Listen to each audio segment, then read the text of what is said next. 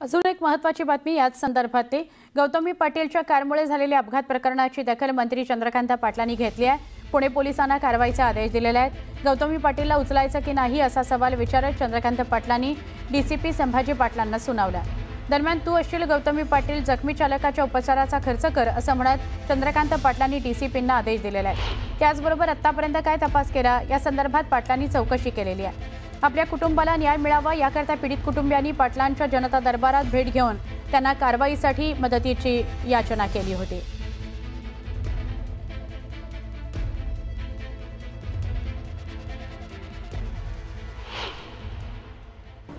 अरे हो, पण ती गाडी कोणाची तरी आहे की नाही?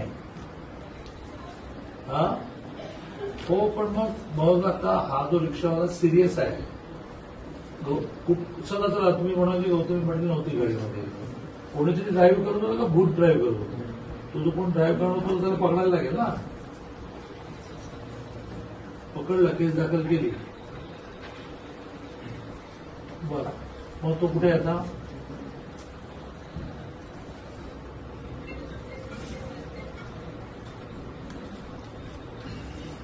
मग ती गाडी कुठे आहे? गाडी जप्त करून टाका आणि ती गाडीची मालकीन नाही गौतमी पाटील असेल तिला एक नोटीस द्या की तुमच्या। मग बरा तुम्ही काय करा, त्या बिचाराची मुलगी समोरून बसली आहे तर तिला काय म्हणा, तू असेल गौतमी पाटील वगैरे, तू म्हणा त्यांचा खर्च तरी कर मग सगळं। तुम्ही लक्ष घाला। परत एकदा